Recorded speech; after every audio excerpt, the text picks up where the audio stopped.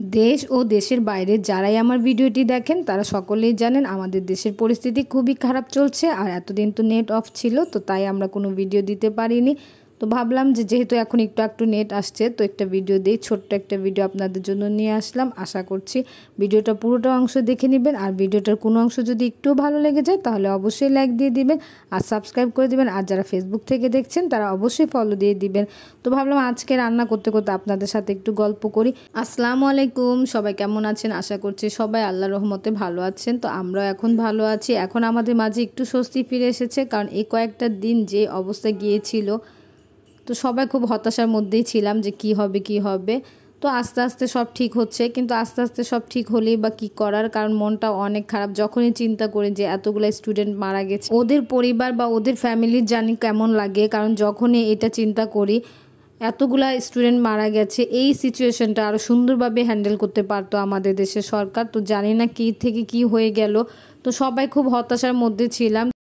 বৃহস্পতিবার যখন এই ঘটনাগুলো ঘটছিল তখন আমার হাজব্যান্ডও রাজশাহী থেকে ঢাকায় আসছিল। তো আমি ওই সময় খুব ভয়ে ছিলাম, কারণ কিভাবে আসবে না আসবে, কারণ বৃহস্পতিবার খুবই গন্ডগোল হয়ে গিয়েছিল। তারপর শুনেছিলাম যে সকল ফ্লাইট নাকি বন্ধ করে দিবে। তো ওর বৃহস্পতিবার 4টার দিকে ফ্লাইট ছিল, তো ওকে কোনো রকম ওর কলিগ রাজশাহী এয়ারপোর্টে দিয়ে গিয়েছিল, ওইখানেও খুব গন্ডগোল হচ্ছিল। এরপর ও এয়ারপোর্ট থেকে তো ভালোভাবে এসেছে, পর ঢাকায় এসে খুবই সমস্যায় পড়েছিল। এরপর হোন্ডাতে করে চিপাচুপো দিয়ে চলে আসছে।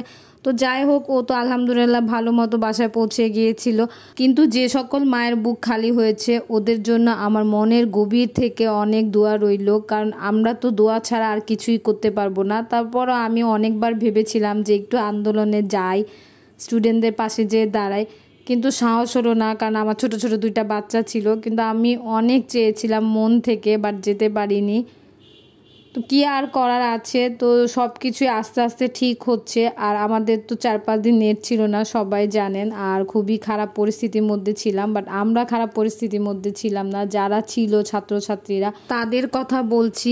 আর আমার কষ্ট একটা জায়গাতেই, যে এই কোটা আন্দোলনের জন্য গুলি কেন করতে হবে ছাত্রদের উপর বা ছাত্রীদের উপর।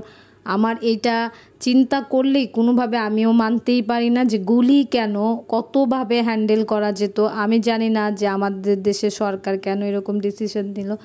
তো যাই হোক, যতগুলা স্টুডেন্ট মারা গেছে সবার জন্য আমার শ্রদ্ধা, এছাড়া তো আমি আর কিছু করতে পারবো না। বাট আমার যখনই মনে পড়ে তখনই খুবই খারাপ লাগে যে আমরা কেমন একটা দেশে আছি যে নিজেদের জন্য কিছু চাইতে গেলে মরতে হবে বা এরকম কিছু। এখন কিছু করার নাই, কারণ দুনিয়াটাই হয়তো বা এরকম। দুনিয়াতে থাকতে হলে তার প্রতিদান তো দিতেই হবে যেভাবেই হোক। তো আমি আপনাদের সাথে গল্প করতে করতে রান্নাবান্না শেষ করে ফেলেছি, কারণ আমার হাজব্যান্ড এই 5 দিনই বাসায় ছিল। কালকে থেকে ওদের অফিস খুলেছে 11টা থেকে 3টা পর্যন্ত। তো ও বাসায় থাকলে আমার রান্নাবান্না বা কাজ বেড়ে যায়। ওরা যা খেতে চায় তা করে দেয়, কারণ জীবনে বাঁচতে হলে খেতে হবে, তো এর জন্য খাবার তো থাকতেই হয়। তো যতই মন খারাপ থাকুক বা যতই ঝামেলা হোক, খাওয়া দাওয়া কারো অফ হয় না। তো ওরা যখন যেটা খেতে চেয়েছে আমিও বানিয়েছি, কারণ এই কয়েকদিন তো বাসায় ফ্রি ছিলাম। আদিয়ানেরও কোচিং ছিল না, আদিয়ানেরও অনেক মন খারাপ ছিল, ও বুঝতে পারছিল না কোটা আন্দোলনটা কি। ওর বাবা সুন্দর করে ওকে বুঝিয়ে দিয়েছিল, আর আমি প্রতিদিন এভাবে খবর দেখতাম, দেশের খবরটা জানতাম। তো এটাও আজকে সকালের খবর। তো সবাই ভালো থাকবেন, আজকে এই পর্যন্তই। আল্লাহ হাফেজ, আসসালামু আলাইকুম।